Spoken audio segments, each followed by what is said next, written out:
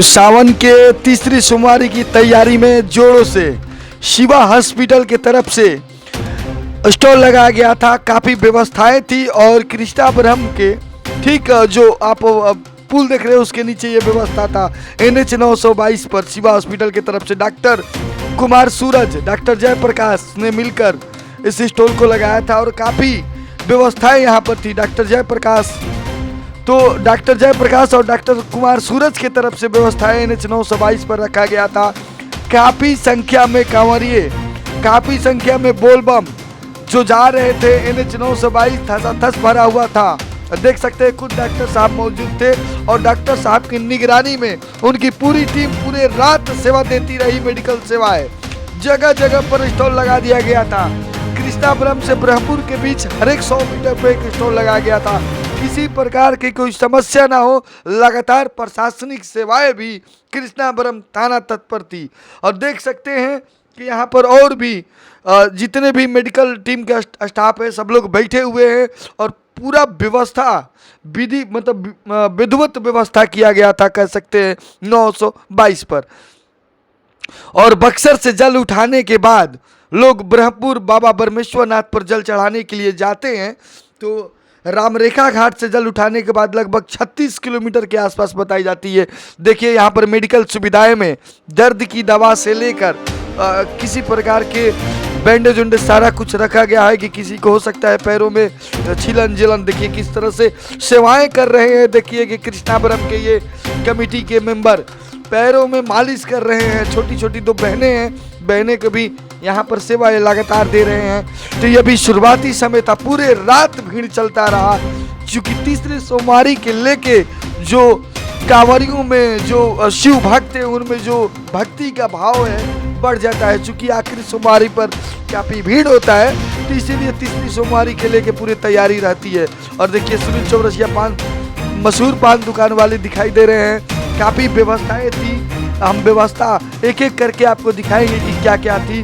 सबसे पहले कृष्णापुरम के उन तमाम कमेटी के देखिए हम प्रशासन आपको दिख रहा है, सेवाएं में लगातार लगे रहते हैं। और बक्सर प्रशासन ने एक अच्छा पहल किया था कि एक साइड को ब्लॉक कर दिया गया था बड़ी गाड़ियों के लिए, दूसरी साइड से गाड़ियाँ चल रही थी। एक साइड पूरी तरह से बम के लिए खोल दिया गया था कांवरियों के लिए, बक्सर से जल उठाकर ब्रह्मपुर आने के लिए पूरी तरह से। देखिए जल यहाँ पर पूरा फुहेरा का व्यवस्था किया गया था, झरना का व्यवस्था किया गया था जिसमें बम नहाकर अपने आप को ठंडक कर रहे थे। और पूरे रात NH 922 बम से भरा रहा कह सकते हैं, पूरे रात भरा रहा। तो और भी दिखाने का प्रयास करते हैं। देखिए झूम रहे हैं, नाच रहे हैं, गा रहे हैं और काफ़ी संख्या कह सकते हैं कि जितने नौजवान बम बने थे, युवक थे, उससे ज़्यादा युवतियाँ दिख रही थी। पूरे रात चलता रहा और एक भाव कह सकते हैं शिव भक्ति की भाव श्रद्धा पूरे सावन चलता रहता है।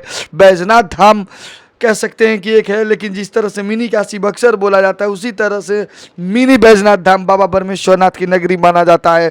कहाँ दक्षिण से लेकर मतलब सासाराम से लोग आते हैं, उस साइड से आने के बाद काफ़ी आरा जिला से भी लोग आते हैं। तो कई जिलों के लोग बक्सर से जल उठाकर बाबा परमेश्वरनाथ ब्रह्मपुर में जल अर्पण करते हैं बाबा का। तो देखिए काफ़ी 922 काफ़ी भरा दिख रहा है, लग रहा है कि बड़ा सा कोई मैदान है।